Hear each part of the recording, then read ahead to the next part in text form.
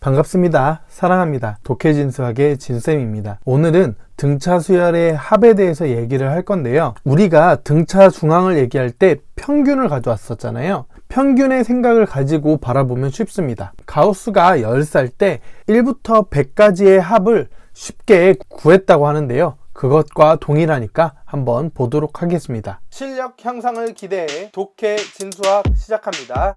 먼저 등차 중앙을 가져와서 평균의 느낌을 좀 가져오려고 해요. 우리가 이야기를 했던 수열 가져와 보도록 하겠습니다. 2, 5, 8, 11입니다. 등차 중앙을 생각하기 위해서 2, 5, 8을 가져올게요. 그러면 5는 분명히 2하고 8 사이에 있으니까 바로 등차 중앙입니다. 등차 수열이니까요. 그렇다면 2, 5, 8, 11 이렇게 4개를 가져오면 등차 중앙을 어떻게 설명할 수 있을까요? 2, 5, 8을 가져올 땐 5, 그 다음에 5, 8, 11을 가져올 땐 8 이렇게 얘기를 해야 될 겁니다. 영상에서 얘기했듯이 이것은 평균의 느낌을 가지고 있다고 얘기를 했어요. 2, 5, 8을 평균을 생각해 볼게요. 평균은 5입니다. 평균이 5라는 얘기는 여러분들이 통계 배우실 때 어떤 느낌이었나요? 평균 5라고 한다면 모든 값이 5라는 느낌을 갖습니다. 다시 얘기하면 2, 5, 8을 어떤 느낌으로 더하게 되냐면 5, 5, 5로 느낌을 가지게 됩니다. 따라서 우리는 2, 5, 8의 합을 5 더하기 5 더하기 5, 즉 항이 3개 있으니까 3 곱하기 5네 라고 생각할 수 있고요. 그러면 15라는 값을 얻을 수 있습니다.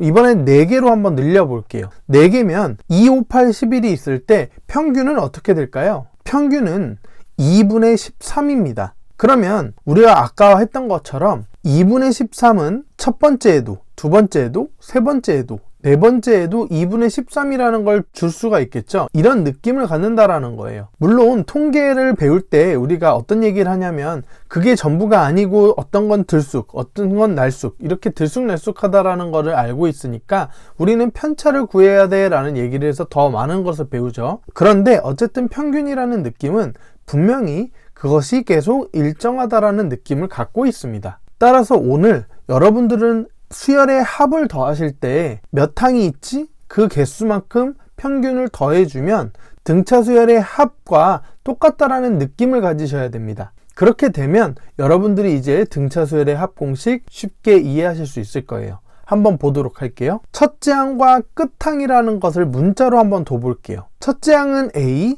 끝항은 라스트에서 L이라고 써보겠습니다. 그러면 A가 있고 끝에 L이 있어요. 등차 수열이라는 전제 조건을 깔고 있기 때문에 A에서부터는 계속 D만큼 더해 주셔야 되고요. 마찬가지로 끝항에서 앞항으로 갈 때는 방향이 역방향이니까 계속 공차를 빼주시면 될 겁니다. 이걸 다 더해야 되거든요. 근데 이 더하는 것들을 조금 요령을 피울 겁니다. 이게 가우스의 방법인데요. 한번 뒤집어 볼게요. 수열을 하나 더 가져와서 역순으로 만들어 줍니다. 그러면 위에는 A고 아래는 끝항에 있었던 L이 와 있죠. 항끼리 계속 더하시면 A 더하기 L이 일정하다라는 것을 볼 수 있습니다. 모든 항들이 A 더하기 L이 되는 것을 알 수 있습니다. 따라서 A 더하기 L을 전부 다 더하면 되는데요. 지금 N개의 항이 나열됐다라고 가정을 하면 결국은 A 더하기 L을 N번 더하셔야 되겠죠. 수열 2개의 합 자체가 나올 겁니다. 그것이 바로 N 곱하기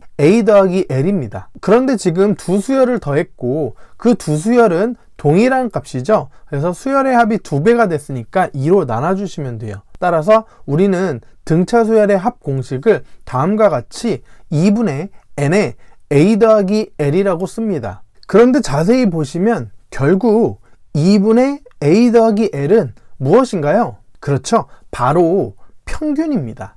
2분의 A 더하기 L은 평균이고 그 평균이 N개가 있어 라고 생각하셔도 동일한 값을 얻게 되는 거죠. 따라서 우리는 사실 평균이라고 하는 이미지가 A부터 L까지 나열되어 있는 이 등차 수열이 결국은 2분의 A 더하기 L이 나열된 것처럼 느낌을 갖는다라는 거예요. 결국 등차 수열의 합공식은 평균 곱하기 항의 개수가 되겠죠. 지금 라스트에 L을 썼었잖아요. 그 값 대신에 n번째 항으로 적어보도록 하겠습니다. L은 n번째 항이 되는 되는 거니까요. 우리의 표현을 바꿀 수가 있거든요. 마지막 항을 a라고 뒀으니까 우리는 이것을 n번째 항으로 해석한다면 a 더하기 n-1의 d가 되겠죠. 따라서 공식을 조금 더 바꿔볼 수가 있습니다. 따라서 우린 두 가지 등차 수열의 합공식을 얻게 되는데요. 결국은 평균에다가 곱하기 n개의 항이라는 겁니다. 오늘 기억하셔야 될 건 두 가지입니다. 개수와 평균이에요. 자, 이제